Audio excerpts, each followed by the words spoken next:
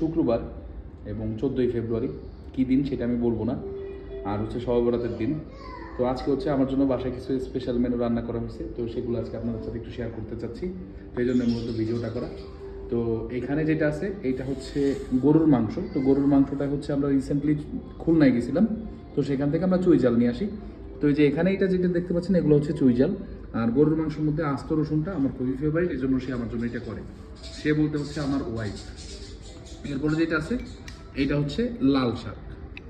লাল শাকটা দেখে খুবই লোভনীয় মনে হচ্ছে। এরপরে যেটা আছে এটা হচ্ছে নদীর পাঙাশ আনছিলাম, নদীর পাঙাশ রান্না করা হয়েছে। এরপরে যেটা আছে সেটা হচ্ছে রুই মাছ। রুই মাছ আনছিলাম আজকে শুক্রবার সকালবেলায় বাজারে গেছিলাম, তো বাজার থেকে নিয়ে আসা। আর এখানে হচ্ছে গিয়ে সালাদ কাটা হয়েছে। হ্যাঁ, সালাদটা খুব সুন্দর করে কাটা হয়েছে। আর এই স্পেশালি এই মরিচগুলো হচ্ছে আমাদের নিজেদের গাছের মরিচ, আমাদের নিজেদের বাগানের। এর ঢাকায় যে বাগানটা আমাদের আছে ছোট করে ওইটা।